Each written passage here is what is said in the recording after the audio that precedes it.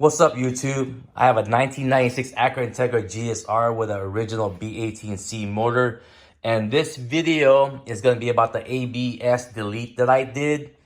I'm not going to install it because I already did that. I'm going to put 3 or 4 videos of a link in the description of some of the guys that I watched and I learned from a lot. So shout out to them. I'll put that link in this description. I would watch all 4 videos because it helps a lot. One guy has a video on what parts to take from another car. Another video shows installing it with the engine out of the car. For me, some people have taken the intake manifold off too because they couldn't get the booster off. But I didn't remove any of that because that's a pain to remove. I'm not a mechanic by no means. I'm just a person that watches YouTube video to learn from them and read forums to see if I could tackle it, and I'll try to do it. So I actually was able to remove the booster. I'll explain that a little bit later with everything on here. But of course, yeah, I remove all these things that's around there that's getting in the way. But I was able to do the installation without removing the intake manifold. So if that's good news for you guys, because I don't want to take that thing off. I am not skilled enough to do that.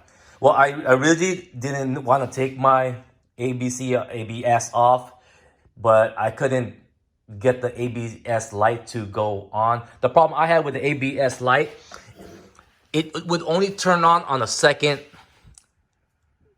time I turn on the engine. What I mean by that is right now my car is in the garage, and what happened was it'll sit overnight and I turn on the engine the next morning and the ABS light is off.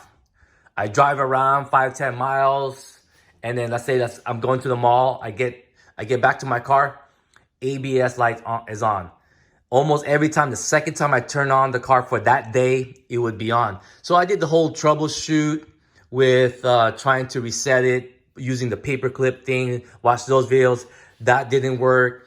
And then some people say there was a leak. So I did find a leak, and normally that leak is on this guy.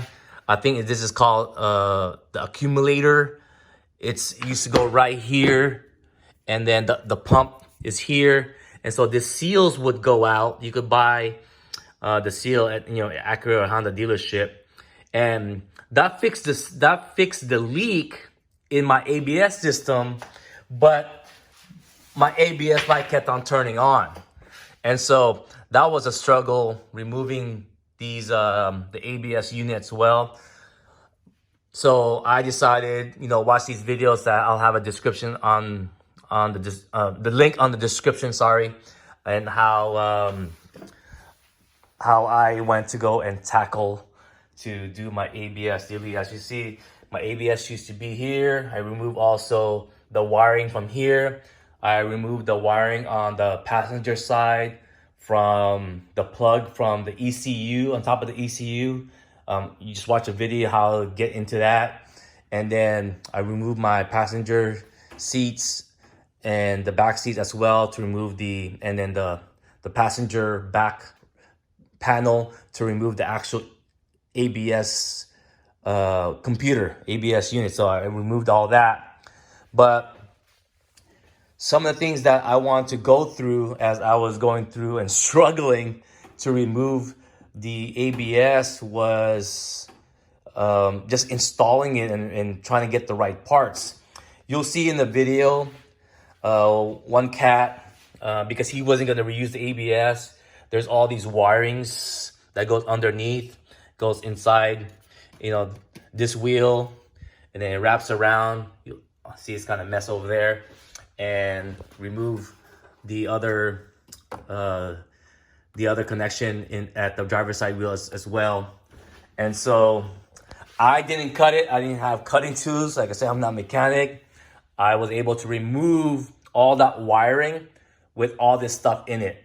What I did, of course, you got to remove your intake here, remove the bar, whatever you have. Loosen this up, loosen this, loosen that. Loosen anything around here. And as I'm going to repeat it again, I didn't have to take out the intake. And so some of the videos I was watching is for my car, 1996 Acura Integra GSR. And so you'll see in those videos that this prop valve here is from a 92 to 95 Honda Civic non-ABS.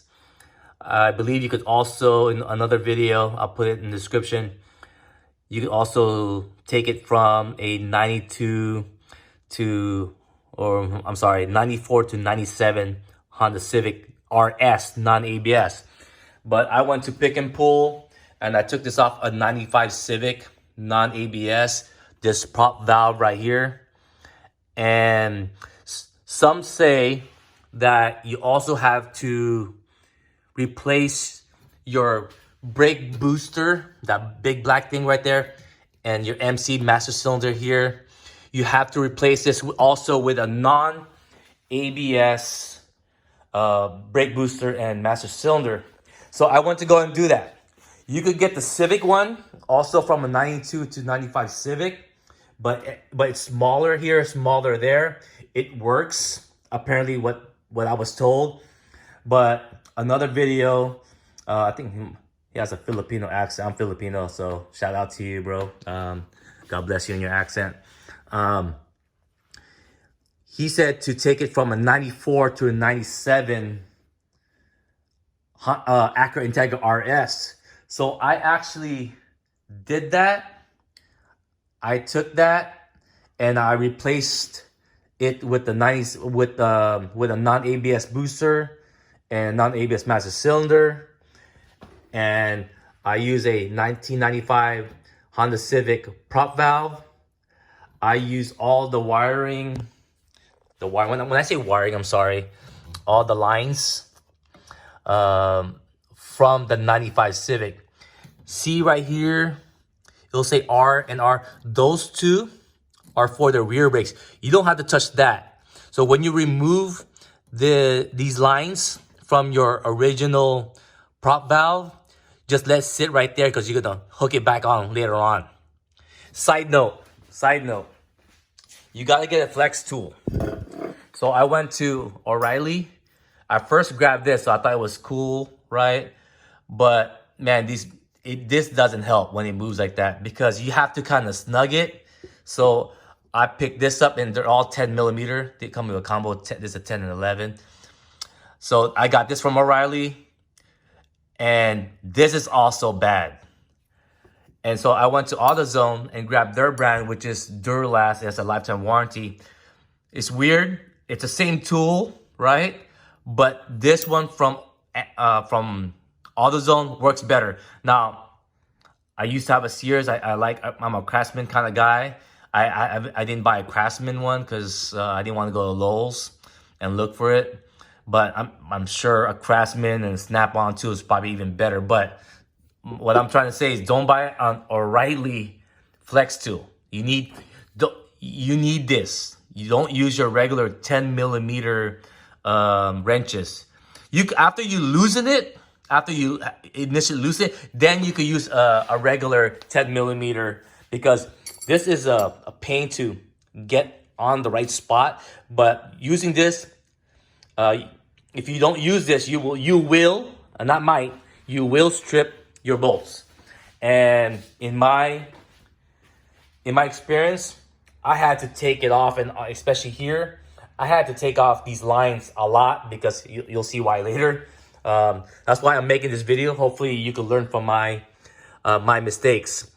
And so after I installed everything, right, the prop valve, the non-ABS Acura Integra RS booster, and master cylinder, and after I bled the system, because you had to bleed the system, I had no brakes. So I fixed the ABS light problem, but then I created a new problem. I had what you call a spongy brake. It would be stiff when I have the car off, but as soon as I turn the car on, it would go to the floor like nothing, right? So I created myself a new problem. So a lot of people say it's the master cylinder is bad. So what I did now And some say it could be the booster. Some say no. So what I did, I took out the non-ABS Acura Integra RS out of the car again, and I put back my stock ABS booster. So what you see here is the stock ABS booster, and it works. You don't have to put a non-ABS. So you could save all the trouble of taking this off. You don't have to take this off. All you need is the prop valve and the lines. Now, the only difference between the ABS, see that guy right here? That one's bigger, wider than that one. Most of the lines are that size. This is still a 10 millimeter, but it's just where it screws in, whatever you want to call it, is wider. So you can't use this regular line. So, like I said, I used all the lines that I took from a 95 Civic, but I took my ABS line that was here, right? Actually, now I'm thinking about it, I could just kept it right there off and put that on. So you have to take back your old ABS line that's coming from this guy in the bottom here. So this bottom one goes to that side. This top one is that guy right there. And the other two in the back, that one right there and the other one in the back here goes to this one goes to the driver's side. This one, my bad. This one goes to the driver's side. This one goes to the passenger side front brakes, right? And so save all the trouble. You do not need to get a non-ABS brake booster and master cylinder. Leave it right there. But if your expertise say you need to go get a non-ABS, do it, go for it.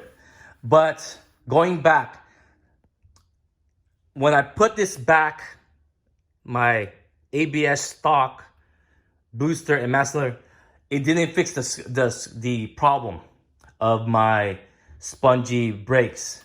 And so what I had to do again was bench bleed this. You gotta bench bleed it. There's videos on that. I don't need to make a video. And then re-bleed the brake system. And a lot of people, even manuals, say to start the bleed, you have to go let me back up here. You have to go rear right, rear left, front right, and then last but not least, which is correct, nearest to the master cylinder, your driver's side front brakes. But I did that and I still had the spongy brakes. So I went this way. I went counterclockwise. I went front right, back left, and then here, then boom, fix, all good. So don't forget, when you mess with this, you have to go bleed bench bleed this, your master cylinder, and bench bleed the rest. And my next step, that didn't work. I had to go order. I went to go order a new one, but no, I didn't need to order a new one. All I needed was to bench bleed this guy, the master cylinder, and then bleed the whole system. Again, I would get a $10 self bleeding kit at AutoZone, and you could do the bleeding yourself. And there's also kits for bench bleeding your master cylinder as well. So I know that's a lot, but if you're really I'm a novice, but you'll see. Just watch all those videos in the link. Watch all of them over and over, and you get kind of like an idea. And if you run into any problems, message me, and I'll help you through it. All right, guys. God bless.